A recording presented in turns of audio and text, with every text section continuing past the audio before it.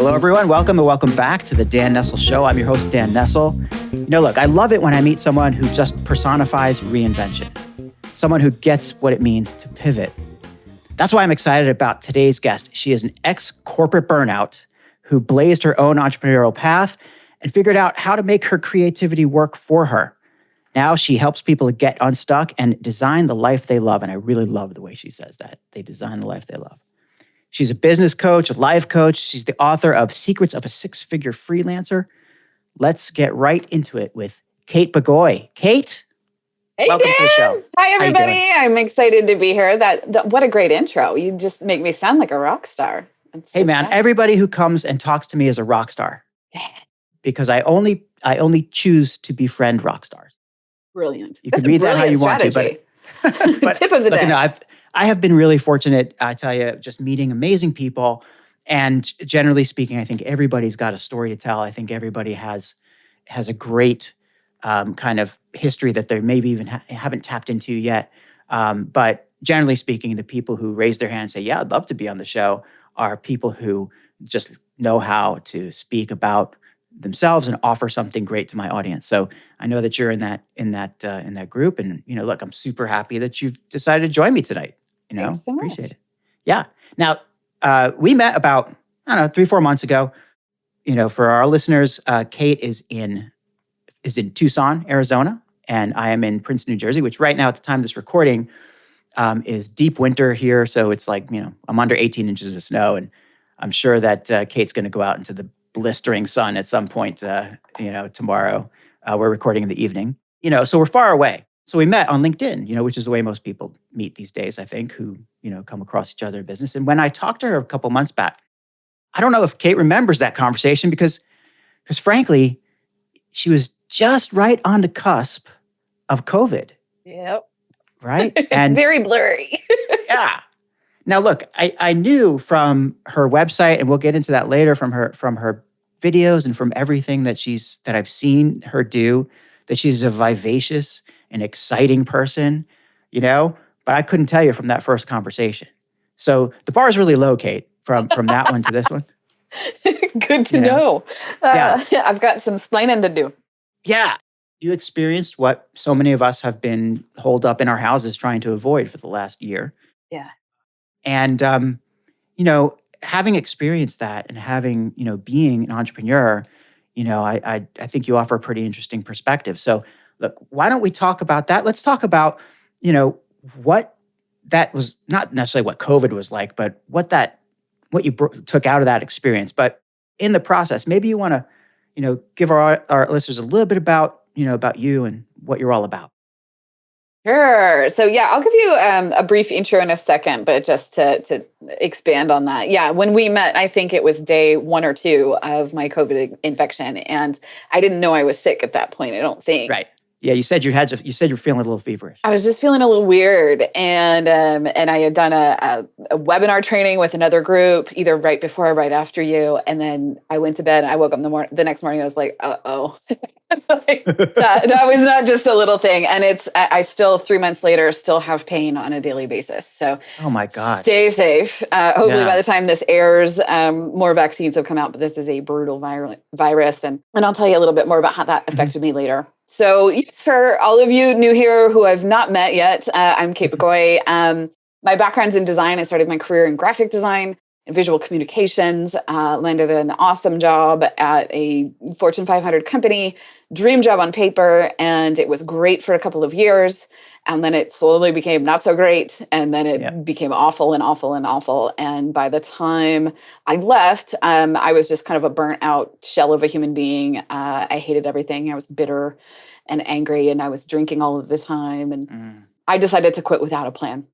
I started a freelance business at the time, or attempted to, but I had no idea what I was doing or how to get clients. So I took anything that came my way, which meant low-paying jobs and, scrambling for pennies in the sofa to pay my bills, and quickly realized that was not going to work for me. So I like to overcorrect. So I went back and I got a master's in business, and then moved to Silicon Valley and started working in startups. And I loved that. I got to have my hand in every little piece of building a business from the ground up, from marketing to design to product design, product management, everything, figuring out every little aspect as you grow from the seed to ideally a business. And I spent my career in startups, about 10, 15 years doing that. I've personally been involved in at least 60 startups at this point Wow. in one way or another. I've been a mentor at some accelerators. I've been through accelerators as employees. It's been quite a journey. And then I burn out again in my last job, How could you not? right? Because this is what I do. I have learned that I am a terrible employee, not in the way that I don't get the work done. I'm great for my employer, but I don't personally have great boundaries around how much I Mhm. work, and I will work like a maniac until the job is done.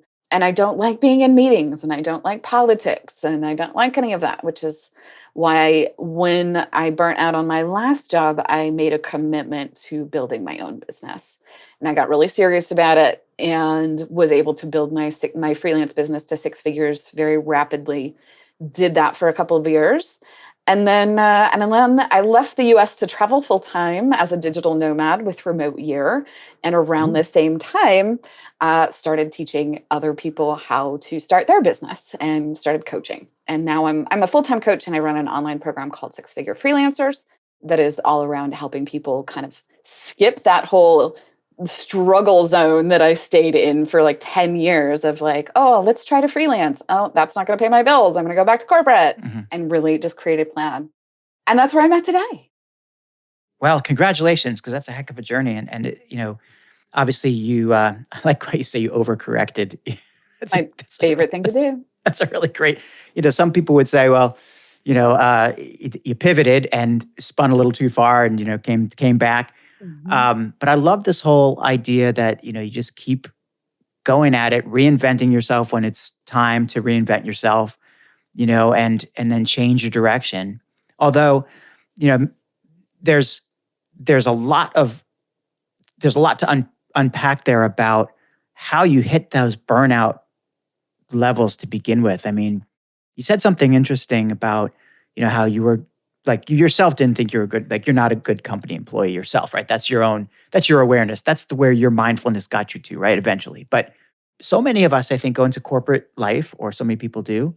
And just like you, I think we're alluding to, there's a task, there's a team, there's things you do, there's boxes you check, you perform great, people love you, but that's just not enough for some. Mm-mm. There's more to life. Yeah. And then, you said you talked about boundaries.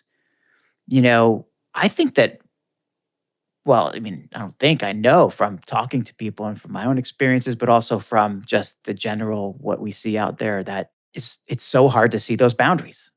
It really is. And, I think particularly as Americans, we have a pretty dysfunctional corporate work environment and expectations. We oftentimes don't feel comfortable telling our boss, I can't get all of this done in the crazy timelines that you're giving to me. I need more help. Or you say that, you tell your boss, I can't do this. And they say, well, you're the only person available. We don't have any more resources. There's no one else. So do it. Yeah. And you feel like, well, if I don't do it, I'm going to lose my job, or I'm going to get poor reviews and not get my bonus and all of that sort of stuff. But a lot of times, for me personally, this is my personal experience, and not everybody is going to have the same experience. But I grew up in a pretty dysfunctional family. I have a pretty dysfunctional childhood, and grew up with some abuse, and so my coping method became people pleasing and achieving, right? That's Mhm. how I got through that. And then when I got into corporate, that made me a great employee from the employee standpoint, because I wanted to make everybody happy. And I never wanted any conflict. And I never wanted to say, no, I am not going to work until 8 p.m. I'm going home at 5 because I'm a salaried employee and I don't get overtime. I just did the work. Yeah. Seems that we can't leave parts of ourselves behind sometimes when we're in a job. Yeah. People, a lot of employers, and I'm just trying to figure the best way to say this. There's this whole kind of mystique, or um, I don't know, expectation that you're supposed to bring your whole self to work. Mm. And clearly if you're an entrepreneur and, your life is your job is something that you've created, then I guess you pretty much are bringing your whole self to work, Mhm. or else you know how to compartmentalize enough that you say this, it's not really, because it's not really work. It's different. It's a different thing. But if you're actually working in a corporate role or working for someone else or working for a client, even what good is it to bring your whole self to work? I mean, maybe there's parts of yourself that don't belong at work. Maybe, Yeah. maybe there's parts of yourself that not only don't belong at work, but would be really atrocious if they were at work. How did you get through that? I mean, understanding that, bringing your whole self to work is, there's a lot of pressure to that, and you had some serious trauma, it sounds like, growing up, Mhm. you know, how did you I mean, maybe that was why you had so much burnout so quickly, but how did you deal with that, or how would you tell people to deal with that now? At the time, and I'm thinking specifically of the first job that I burned out at. I didn't understand any of this. Mhm. I got sober in 2012, Congratulations. and that's when I started to really be able to see my part in all of the disasters in my life, and how I had turned to alcohol to deal with the trauma, to deal with the anxiety around being in a job that was not a good fit for me, and all of that sort of stuff. And I started to learn about codependence and Mhm. boundaries, and, you know, other people's happiness not being my personal responsibility. I am in charge of my actions, of being a good human, of doing my best. I cannot control how other people respond to that. And it's not my job to make them like me. But at the time, I didn't know that. So I Oh, was yeah. just like a little anxious ball who was, praying to go home at the end of the day. And, then I'd microwave my meal and cry and drink myself to sleep. And I would indulge in coping behaviors that so many people do now, which is, over shopping and looking for ways to fix what was wrong with me. Yeah. And it turns out that what was wrong with me was just that I had never dealt with a lot of the stuff that happened in the childhood, and I was relying on alcohol to fix it, or Wow. new shoes to feel better, or whatever. So how did this realization, how did it dawn on you? Did you go through therapy? Was it part of a 12-step program or a process? Like, how did this happen? And I ask you, let me just give you a little context here, because now I've never gone through that. And I have nothing but respect and admiration for people who've gone through some terrible issues in their life and dealt with them and now come out the other side and know how to transform and or transmit those lessons to others, changing that to a very positive life of service. It's Mhm. really something to see. And I had a guest not too long ago named Elaine Williams, who has very similar, top level similar story. The details are very different, but Yeah, of course. still, she went through something. She was, she went through a program. She got sober, and boy, oh boy, can she, see things now. Oh, You yeah. know, um, so anyway, I'm just that whole transformation is fascinating to me. So if you could talk about that a little bit. Sure. Yeah. I mean, I went through a 12-step program. And for me, I'm what you might call a high functioning alcoholic, in Mhm. terms of, when I started telling people that I had quit drinking, they were like, "But I didn't know you had a problem." Because I Yeah. was very good at compartmentalizing it and hiding that. And I was successful. I had a very good career. I owned my own home at the age of 28. I had all of the things that make us look good, or that we think make us look good. And really, where the pain was inside. Internally, I hated myself. I had no Mm. self-esteem, no self-respect. I was anxious, and a lot of my happiness was derived from outside things, like I said, shopping, things like that, or from other people and their validation of me. And it was a really unpleasant way to live. And you know, I think I credit my recovery to just pure grace.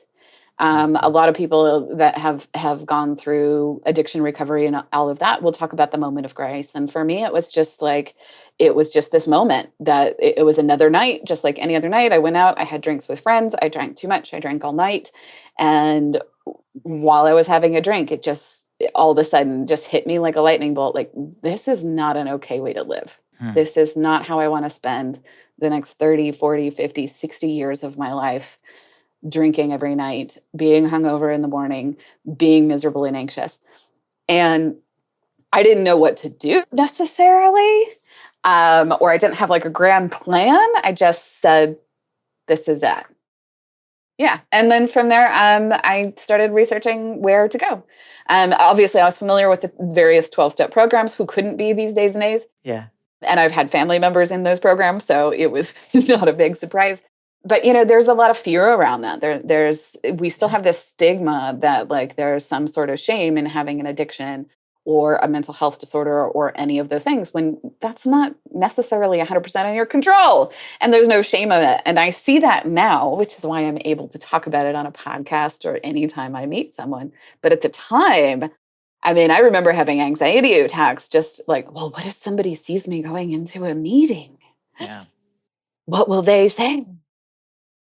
First of all, thank you for sharing all this. But secondly, it's different now, right? I feel like it's different now. I feel like we're able to talk about these things. I mean, I'm privileged that people are able to talk about them to me, and to my Getting listeners. better. Yeah, I do think it's getting better. I think one of the awesome things that I've really seen over the last like 10, 15 years as the millennials come of age is that they have become much more open to things and are challenging kind of the status quo that my Gen X and boomer generations lived through, where we just put on this facade of everything's fine and something's Mhm. wrong with you if you don't conform to the societal norm.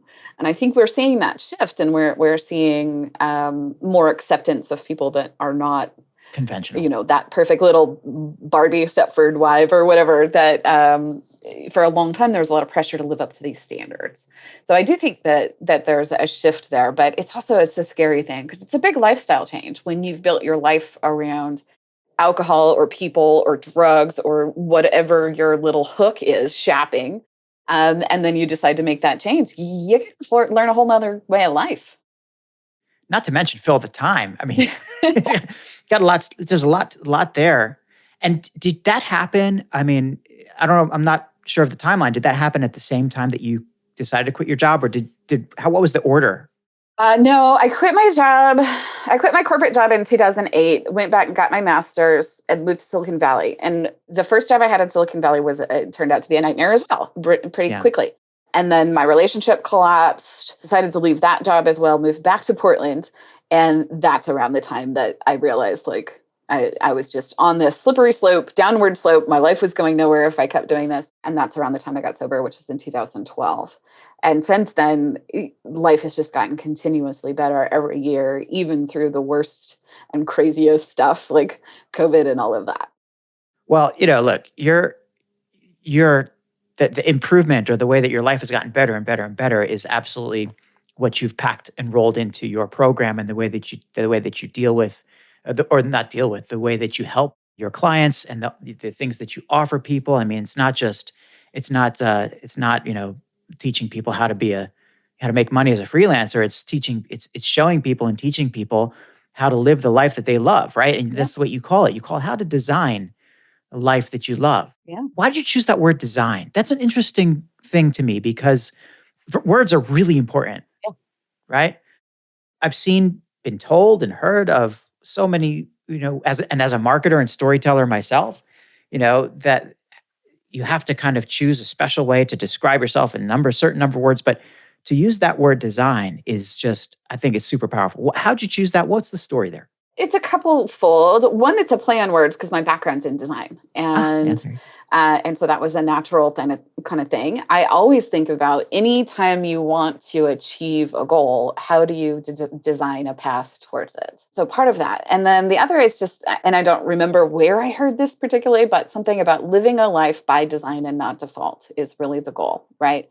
Yeah. What I have kind of the journey that I've been on over the last 10 years, and a lot of what I help my clients with is figuring out what is the life you really want and then designing the action steps, right? Because you do not have to be part of the status quo. You do not have to do what everybody else does. I'm 42-ish. I can't, what day is today? I don't know. I'm like 42 years old. I specifically chose not to have children. I traveled the world 3 years, 3.5 years, and lived in 22 countries and didn't have a permanent address. It was just me in a suitcase. These were things that I chose to do. These were experiences that I wanted to do because I decided to By design a design. life. By Yeah, it's by design, right? design. So with intent, is that same? Do you Correct. think it's the same thing as intentfulness, or you think it's the same thing as planning, or is it just synonymous? I think it's closer to intentfulness than Mhm. planning. I think it's being strategic. I think it's spending time to be thoughtful about what you really want, which we miss so much, I think, particularly as Americans. I think that's global. But I think sometimes we just fall into what we're supposed to do. We live a life we should instead of a Yeah. life we want. And it doesn't have to be that way. It's the same story we hear again and again, right? We're living the life we should rather than the life we want. Mhm. Recently, I had a conversation with a wonderful, great coach named David Taylor Klaus, and he's a couple episodes before you, I think.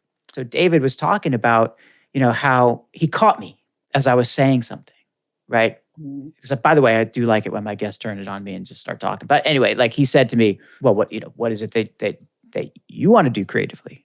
I was like, "Yeah, well, I think I need to write a book." He's like, "Wait, need to, Right. or do you want to, Want to. or do you get to?" Yeah. Really It good sounds like you got a questions. case of the shouldas. So, that's where I was going with that. I think, we need to be, we need to say, I said that again, but Uh, there's an opportunity to make different choices and to blaze your own path. yeah, and you have to be intentful about it. And, certainly if you, which is like one, yeah, I keep learning this again and again that, you, if you keep going and living in this world of need, right, that is just a recipe for imposter syndrome and for Mhm. for procrastination and for resistance and whatever. There's a whole lot of different Yeah. things you can call it. How do you get people over that? How do you get them? And actually, let me just back up a little bit, because I said earlier, it's about getting unstuck, right? Yep. And this is something that you help people with. And I believe that a large part of that being stuck sits in this whole concept of need to, Yep. this pressure we put on ourselves because you need to do something. What's your approach to like talking with helping people getting through that boundary? It's a great question. And it really varies in terms of how I'm working with someone or how I'm helping someone. But generally speaking, I'll go with kind of my general process. The first things that I have almost every one of my clients do is this little exercise I call the perfect day. And really, what I do is I have them suspend disbelief for a moment and pretend that everything you want in life is possible from here forward. You can't make a wrong decision. There is no have to, there is no should, there just whatever you decide you want to create in your life, you can make. Because Mm. a lot of us have this internal pressure. We have an internal voice or whatever, maybe it's your parents' voice or whatever. And you have kind of built up this pressure. So oftentimes we come to the table with these expectations, like if I'm not a doctor, my parents won't approve of me. If I'm not the perfect mother, my friends won't approve of me. All of these expectations, and so I have them suspend that disbelief. And I can talk about where some of those beliefs and why they're so powerful are. But that's the first step, is like suspending that disbelief and taking a minute to just think about what you really want. What do you really want? What are the feelings that you want to have? What are the experiences that you want to have? If you could do anything every day for the rest of your life in terms of earning a living, what would you do? If it's not what you're doing now, what's the next step forward? Do you find that people often don't have that answer? I do. Yeah, because I get asked that question sometimes, and I feel like there's just too many things I want to do, Mhm. and I get fixated on the result Yeah. rather than exactly what it is. Now, I mean, full transparency, I'm a corporate guy, right? I have a corporate job, and this is actually being recorded in between two jobs. I'm going to start a new one on Monday, and I'll tell you about that after. But look, I love this new job. I'm going to be starting, and part of this is this whole like if I ask myself, what do I want to do? Well, this past year, I discovered, or kind of really dug deep into what I was doing. And I realized that what I really want to do is just to help people be more creative. Mhm. This is like a calling, I feel like it. That's the seed. right? It's a seed. Now, my work is in communications and, telling stories, being a storyteller for a corporation, in this case, for an employer that I believe in. And I can get behind that. And I'm able in my life to be creative through my podcast, through my writing, through other things that I'm doing, through work. And at work, I'm able to bring that creativity to bear at work. So I feel like I'm doing what I want to do right now. Sure. I know that can change, but I've always found it hard to answer that question, and what do you want to do? Well, it's so hard to figure it out. I think that mission first kind of had to get a little clearer for me. Well, and sometimes that is where we end up at that exercise is, I don't know exactly what this looks like, but this is what it feels like. I mean, as an example, the current iteration of my business came because I took this trip. I took a solo trip in 2014, 15 to Bali, Cambodia, and Singapore. Ooh. And on the plane ride, I read Tim Ferriss's 4-Hour Workweek. And then like 2 days later, I went to Angkor Wat, and I was at the top of this ancient temple in the middle of the jungle. And I got to the top of the stairs, and I burst into tears. I was just flooded with this emotional feeling of connectedness and peace, and just a sense that I was not alone on this planet and that I had a bigger purpose. Not a lot of people get that same sort of experience. But what came out of that, as I left that temple, I said, I am going to travel more, and I'm going to help other women experience this sort of feeling. Yeah. And feel okay. And I started a travel blog, and I thought that's where I was going for a while. And I was going to stay working in startups. I mean, it's really evolved over the years, but it was that seed, that I want to help other people go from where I was a few years ago, that miserable, bitter person who was scared of her own shadow, to being in a temple and taking a solo trip to Asia and feeling on top of the world. So you don't have to have all of the how. Yeah. You just need to know where you want to go. It's easy to get caught up in the how. The how is what gets you sort of like, I guess some people really groove on the how, Oh, I can't wait. I have a task ahead of me. I'm going to figure this out. It's like a puzzle. See, I'm an achiever, and I love tasks, and I love ticking things off of my list. Yeah. But those can actually detract from the bigger picture. Yeah. And you get so focused on these little tasks and, that you're not really moving forward. You're just making yourself feel busy. Yeah, I'm reading, and I'm reading this book, or almost done with this book called the War of Art. Have you ever read The War of Art? Years and years ago, but yeah, it's Stephen Pressfield. Mhm. That's funny because Elaine Williams, the one who I told you about, who had also been in a 12-step program, my other recovery person, she guest who was in recovery, she recommended this book to me, and it is fantastic. And what you're talking about with all these little, the how, people get caught up in the how. That gets all lumped into the whole idea of the resistance, right? That we face as creative people all the time. I mean, but I think resistance, I think resistance is just always there, like always. It's like a constant battle. That's why they call it resistance, I suppose. Absolutely. Well, and without resistance, there is no growth. Yes. Yeah. Seeds don't survive if there's no soil that they have to push against. They're the ones that don't have enough soil on top of them are too weak, and then they die out. Yeah. So you have to have the resistance in order to have the growth. Yep. We don't like it, but that's that's true. It's a law of the universe. And it's amazing how that works, where, you actually have to work hard to make something happen, or you have to, you have to go through something. You have to go through not necessarily a trauma, but certainly you have to be stretched in order to grow. There's all different metaphors for it. Yeah. Well, typically as humans, we have to be either have a certain amount of pain or be drawn towards a certain amount of pleasure in order to get us to change our routine. We are creatures of habits. We have a brain that was designed millions and millions of years ago and hasn't changed a lot since. And it's designed to protect us and keep us safe. And so we are safe in our little comfort zone. And for us to stretch and move into a different area that's outside of that zone, we usually need to be in a lot of pain and get to the point where we say, enough, I am not doing this anymore. I will not allow it. Or alternatively, we need something so exciting that we say, Yeah. screw the fear, I'm going to do it anyway. Yeah, I wish it was that way more often. You Me know, too. it seems like it seems like the fear and the pain seems to be the course of events for most people.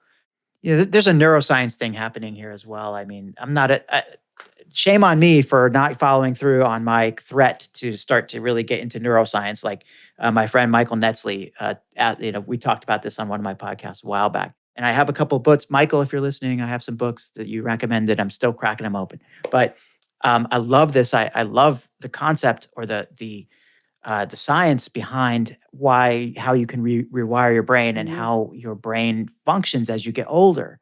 And like I said, shame on me for not digging deeper. But Big field. at this point, I've just been busy. I think that Yeah. though, like what you're talking about though, with rewiring or like this idea of pain and pleasure, reminds me of something Michael said. He has this great company called Extend My Runway, Hmm. that is, for people for the aging workforce and keeping them in the workplace. But really, from taking a neuroscientific approach, looking at the phases of development that you go through as you get older, Mm. right?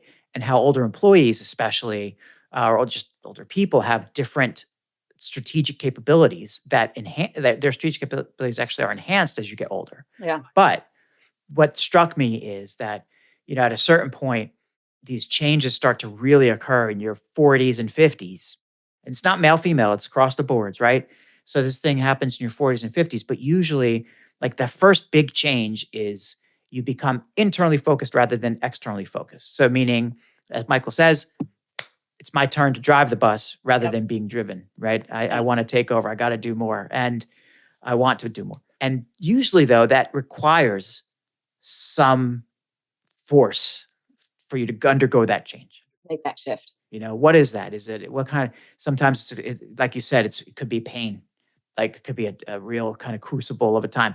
We just went through this. We went through something that was painful in this last year for the vast majority of our population. Hmm. So I can imagine at scale the number of people who are transforming, neurologically Oh, right yeah. now. It's amazing. What kind of super beings are going to come out of the COVID situation? That's my question. Look at you. I mean, you're rocking it right now. It's an interesting thing about growth and pain, how they're related. It's really interesting. And, you can certainly get down in some rabbit holes around the psychology and biochemistry and even just your body. Like, you were talking more about that shift that happens to everyone at a certain age. There's some other shifts that happen as we get older, depending on whether you're born male or female. Mhm. Men tend to get softer emotionally as they grow older, and women tend to become a little harsher, which is really interesting. And I happen to know that because I read a book around family dynamics and why this is the answer to the age old question of why, like, a lot of men who have a family when they're young and then later have children, why those children have totally different experiences. It's Oh, like they right. Yeah. have two different fathers. It's really Yeah. just interesting stuff. And that's not necessarily something we're aware of as it happens, but other Yeah. people might be. And all of that, affects your life changes. But, for me, what I like to tell people is, like, you don't have to have all of the how. This is where we started with this. Like, focus on Yeah. your why, focus on your what. Simon Sinek, read, start with why. Understand what it is, why you want to change, why you want the thing that you want that you currently don't have, whether that's the business or the romantic relationship or the $1 million McMansion or whatever. What is it that you want? Why is it that you want it? And then figure out the how later, piece by piece. You don't need to have all of that information right now. Yeah. It's good. That's great advice. I think we're always like, want to know all the answers right now, right away. It takes a certain amount of patience, not a certain amount, tremendous amount of patience and forbearance. And this is where it goes to, your belief system, you Mhm. know, um, defeating that before it's able to come back and take control. Like if you have a goal or if the thing that you want to do is going to take a long time to get there, and most of the time it does, Mhm. that's a lot of opportunities for that resistance to come back and get you. Just to stay the course is really hard. It It's, is. do you work with a lot of people on accountability as well and keeping them going and making sure that they're I on the don't track? actually, strangely enough. And I think that's because like what I love to do most is allow people to get started. Like I love starting new businesses. That's why I loved working with startups. And so now that I work with clients, it's kind of like, let's get to your foundational strategy and get you moving and get to the point where you have a plan for repeating this. And then you can come back to me if you get stuck. Or Yeah, you can move on to a higher level coach who's more on the accountability and the mastermind and that sort of support.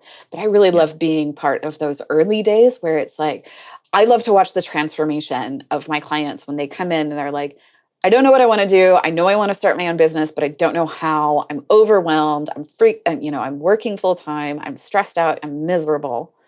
To a few weeks or months later, hearing, oh my God, everything's coming together. It's clear. I know what I'm doing now. I think I'm going to be able to leave my job soon, or I have left my job. And I'm so excited because they have clarity.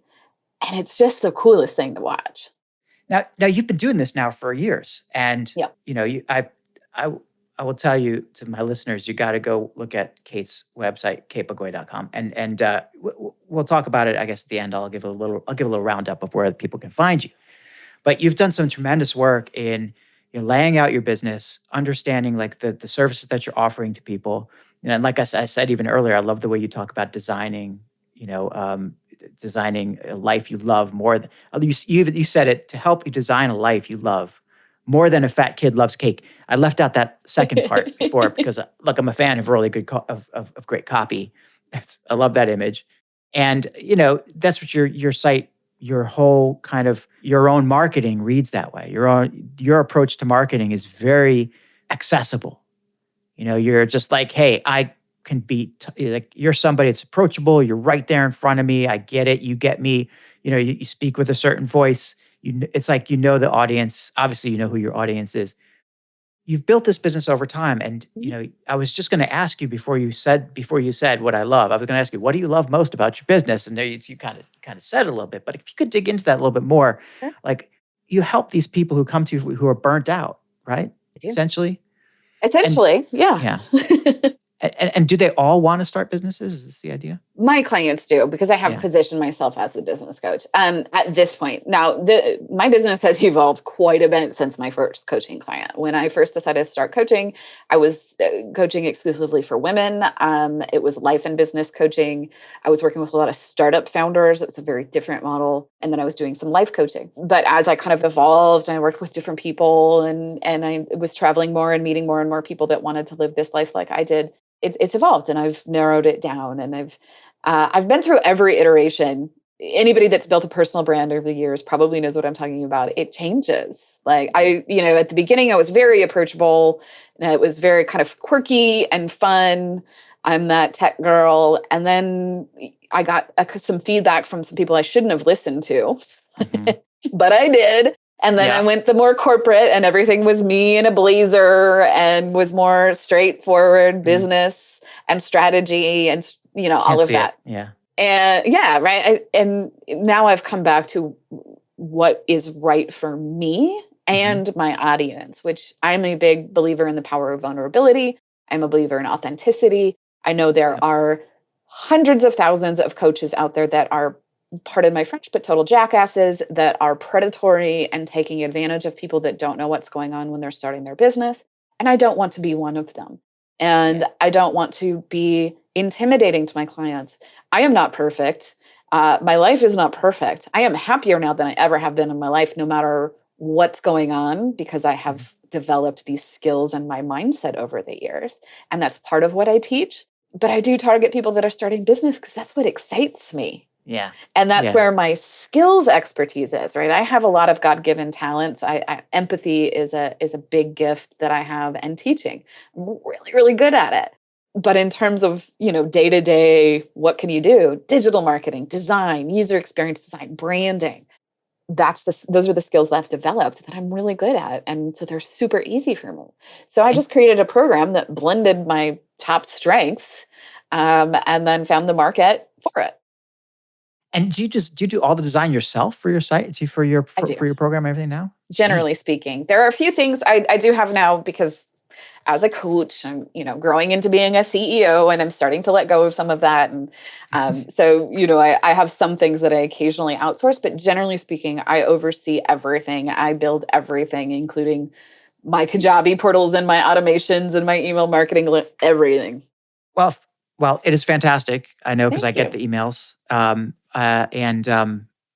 looking. You have a new iteration, new project coming I soon. I do. think. So By excited. the time this airs, it will have launched. Yeah, it'll be launched this weekend. So yeah, it's very You want to exciting. tell us a little bit about that? Sure. Because I think that was pretty cool. Yeah, we're basically, we're just tweaking kind of what we already have as an existing program. And actually, this perfect segue to where we started the show. You asked me what had kind of come out of my COVID experience, aside from a lot of random symptoms. One of the things that happens when, you get so sick that you can't work for at least 4 or 6 weeks in your business is you got to get really clear on what's working and not working with you and what's really Mhm. important. And for me, my COVID experience, I had a mild case, but I had brain fog for like 2 solid months where I was just barely able to focus on simple things. Like, we're talking like, you get up to go to take a Tylenol and then you're standing in the bathroom for 10 minutes going, why am I in here? Sort of brain fog. I don't have COVID, and that happens to me. Is that bad? Is that wrong? When it happens occasionally, that's fine. But when it's Uh, like 10 hours a day. yeah. And then, we just talked about, I do all of my tech stuff or the most of my tech stuff myself and my design. When you're in that state of mind, not going to happen. No. And I wasn't able to promote, and I wasn't really able to effectively take sales calls, and just doing what I could to support the clients I had and keep things running to the point where I wouldn't be out of business. Yeah. But I was more or less completely out of my business for about 6 weeks. And then I've been on like half capacity for 6 more. Mhm. And in that time, when I did have brain power, I spent some time on kind of the bigger picture, the visioning and the what do I want and the strategy. And basically, I'm going back to where I started, and we're going all Mhm. in on Six-Figure Freelancers. So Okay. moving forward, that's going to be my primary program that I'm going to sell. It's my flagship. And we're launching a group coaching program in conjunction with it. Previously, I've sold it, it's more been an online course. Mhm. And my private coaching clients get support from me, but otherwise it's just self-paced and you can email me questions and that sort of thing. But now we're doing monthly live calls and bringing in a life coach and who specializes in burnout particularly. And I have another mindset trainer who's amazing that's going to come in and teach her mental toughness workshop. Oh, great. She's trained with the Navy SEALs in their Ooh. Unbeatable Mind program. So really cool stuff. And yeah, we're kind of doing that all this week, and then we're creating this freebie portal for the public. So anybody listening that's interested in all of this, just go to sixfigurefreelancers.com, and you'll be able to get access to our freebie portal with mini course in there that I call Burnout to Business Owner, and that's around getting clear around who's your ideal client, what sort of business do you want to be in. We've got jumpstart video trainings, my productivity kit, and then we're just going to be pimping that out and adding new things all of the time. We'll probably add your podcast, Dan, and some Oh, I other hope so. videos and things like that in there. I hope so. I mean, you please use this as you will. It's yours. It's yours. I'm doing this for you and for my listeners, but definitely Woohoo! for you and for me too. I like this stuff. Uh, I wanted to ask you though, because you're just as you were speaking about your new product and how COVID led you to this. It just reminded me that one of the things I wanted to actually ask you was like, you know, what's the hard like what do you struggle with in your business? And you kind of touched on it a little bit. And the reason I'm asking this is because a guest of mine a while back, uh, Bill Harper, we talked about the E Myth, Mm, right? Have you ever read the E Myth? It's I have not, the but I've entrepreneur heard of myth. it. Yeah, I mean the whole thing is, and you've heard this part. Are you working on the business or I'm in the in your business. business, right? And a lot of people who end up working in their business so much, they burn out, or basically they leave a job to create another job for themselves. But it sounds like you've had so much joy in what you do and building everything that you haven't had that issue yet, right? Although now it sounds like you're trying to rotate out and work more on your business and in your business. That is Yeah. that It's a true? little bit of both. I mean, I've Yeah. definitely had periods of burnout over the years, particularly, you have a slump, and income drops and you start going, oh, well, why the hell am I doing this? And if I could just, make a nice $150,000 salary and not have to do these things. For me, so I guess your question is multifold. I struggle with a lot of things in my business. I Mhm. always tell my clients, I'm very transparent about everything. Like, one of my superpowers is doing things the wrong way so that I can teach you what not to do. Right. Mhm. I do things the hard way. I always have my entire life. My parents would probably love to tell you stories for hours. And one of my core values, my personal values, is learning and growth. Right, very driven by growth. So I love to read personal development books. I love to try new software. I love to try new marketing techniques. Those are great things for a coach to do in order to teach. But when you're constantly doing that and you're experimenting on your business, it's not always the most consistent way to grow. Mm. And so one of the ways that I self-sabotage is really I'll have something that's working for a while and then I get bored and I decide to try something new. And instead of just keeping that thing that was working, I just replace it with this new thing. And then I go, well, why is everything up and down? And I recently read The Big Leap by Gay Oh, Hendricks. Gay Hendricks, yeah. Yeah, and that was really great learning about my upper limit Your problem. And I've and your I've zone of genius. yeah, I've well, the zone of genius as well, but my upper limit problem. And I was familiar with that, but hadn't necessarily heard it as well defined as I had read in that. And I think I finally broken through that because it's certainly been true for me. I grow to a certain level of success in my business, a certain level of happiness, and then I find some unique little way to set myself back. Yeah. And from a business standpoint, it's usually getting distracted and not being consistent. Mhm. Consistency is not sexy, but it does actually sell. And the other thing I struggle with is, like I said, kind of outsourcing. Not, I'm better at it, Mhm. but it's hard when you're particularly good at a certain set of skills. Like, I'm an excellent designer. I have won awards. I have made millions and millions of dollars for a company with my design skills. It's really hard for me to give it to a junior designer and then get back what they give me and go, okay, now I'm going to redesign It's it. so hard. I can't. Yep. Which is what I was doing today before our call. I hired somebody strategically because I'm like, I'm going to be a CEO. I'm going to start outsourcing. So I hired someone else to manage this whole portal move. We were supposed to be done in December. It is now February and it is not done. And I am still fixing things. Bless her Mm. heart. But she doesn't, she doesn't have 20 years experience in design and branding and Yeah. systems. Yeah. So, there's certain shoes that they're not gonna be able to fill right away, you know? Correct. It's same thing with, I always have trouble, when I allow other people to do my writing for me or, Yeah. to do I'm very good at delegating and working with others in the context of my job, in the context of my corporate work.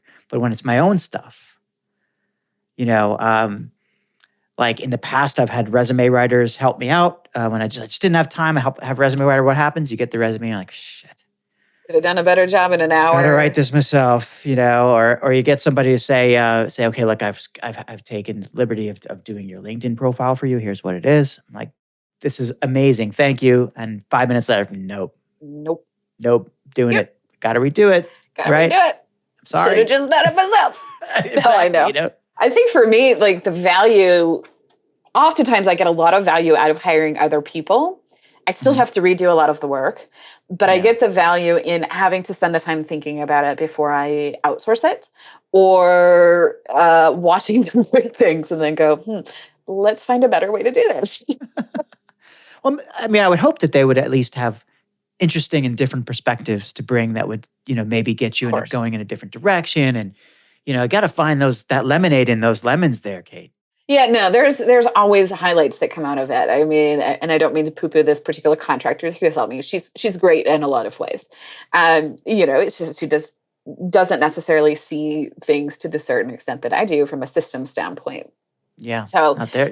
I find that it's almost as much work to go through and figure out what's been done and where things might break versus just doing it all yourself, because you at least know what's in place. Yep. But yeah, it's interesting, and I think it's another thing. This is a new one for me. I listened to a podcast last week with someone with Joanna Hunter. Joanna Hunter is a metaphysical law of attraction teacher. Very, very Mm. woo woo, but really fascinating stuff. And she's writing something called the $1,000,000 Experiment right now. And I was listening to this podcast with her, and she was talking about an investment she had made many years ago that was like a $20,000 investment. And a couple of days in, she knew it was a bad investment, but there were no refunds. Oh, And that's a big investment to, yeah. suck up. And who hasn't done something like this in their Mhm. life? And she talks about it ended up being the best investment she ever made, in that she learned that when she invested in things from a place of should, it never ended well.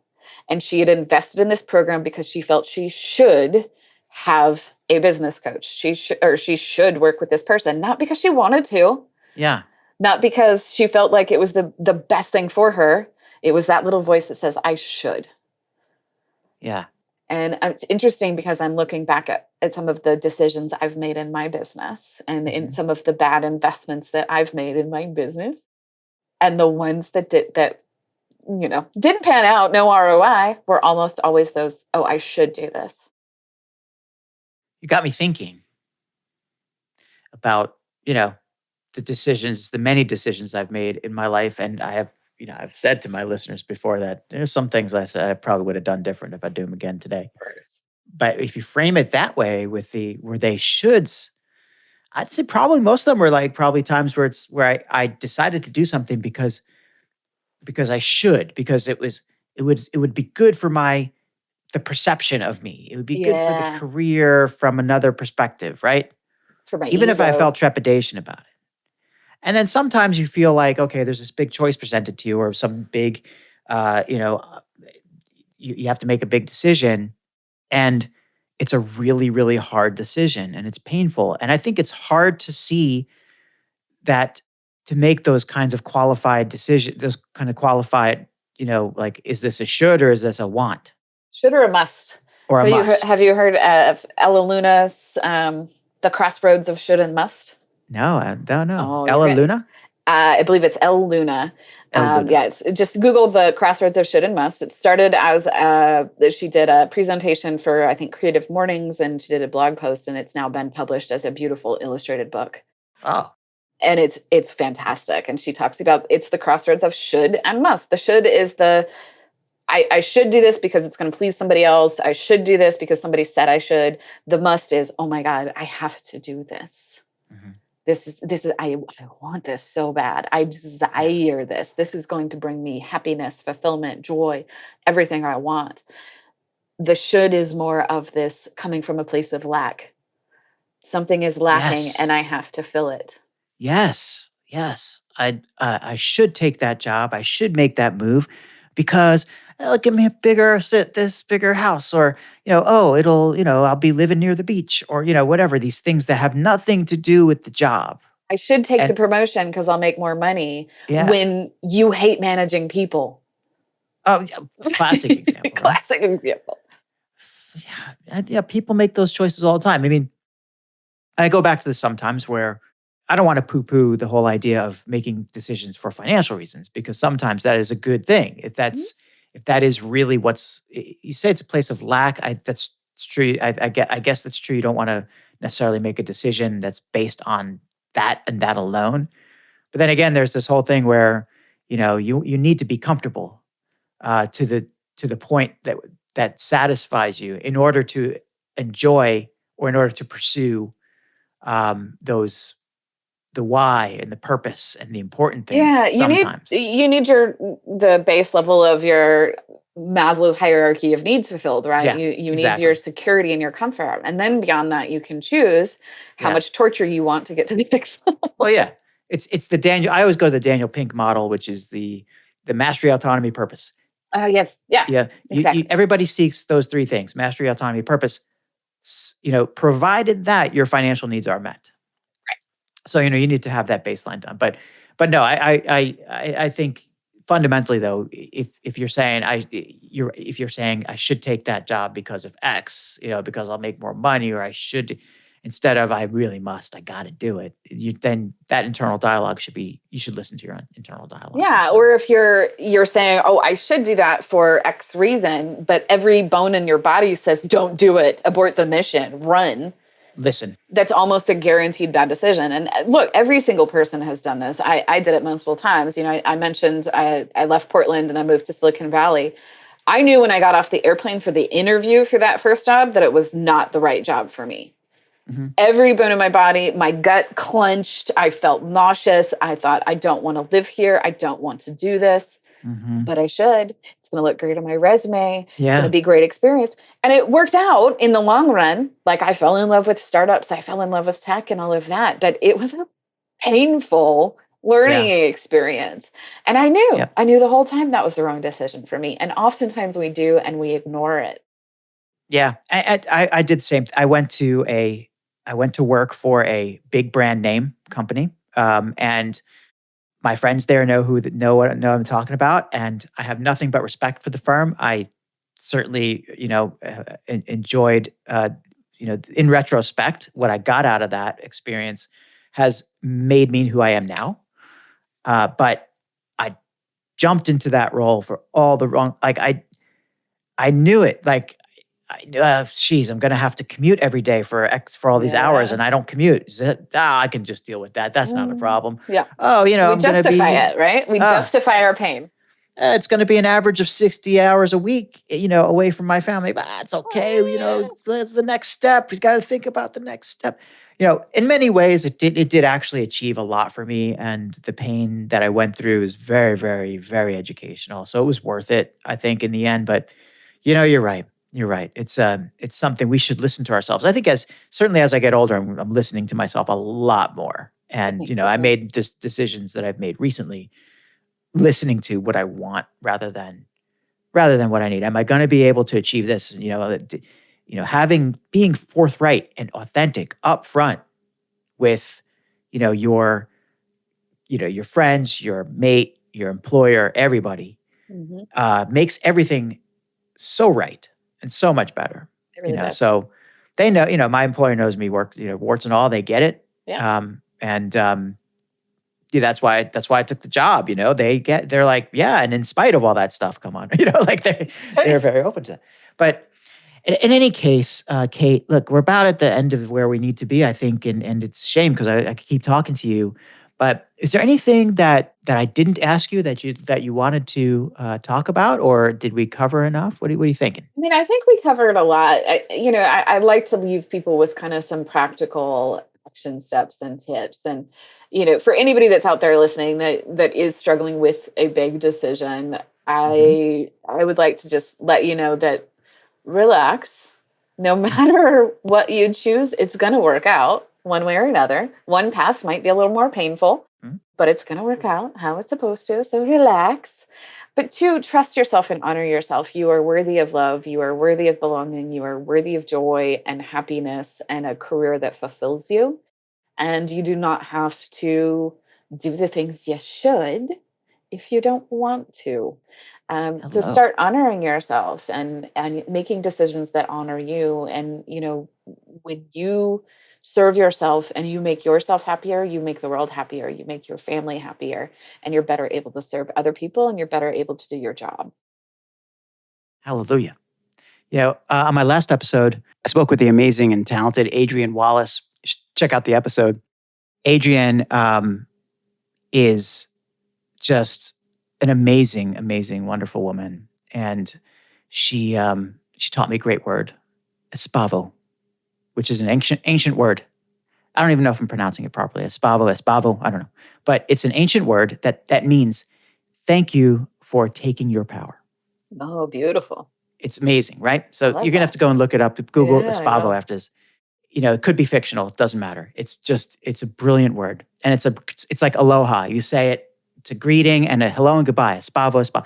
You got some serious espavo going on here, Kate. I have to say, Thank I want you. to thank you for being the powerful person, the powerful woman, the powerful business owner, the powerful entrepreneur that you are. So much of this conversation, I think, has been really rewarding to me, and certainly it will be to our audience.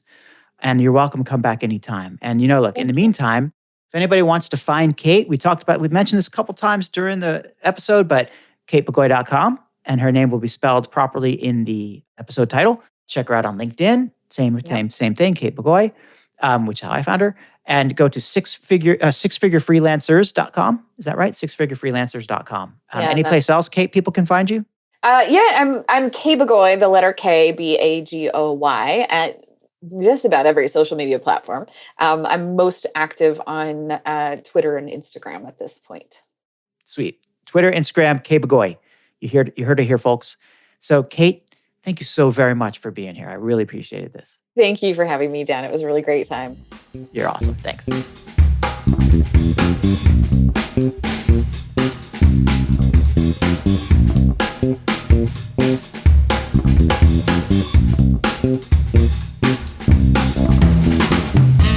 If you enjoyed this episode of The Dan Nessel Show, please head on over to iTunes, Spotify, Google Podcasts, or the podcast player of your choice to subscribe, rate, and leave a review. And please don't forget to spread the word. Thanks for listening.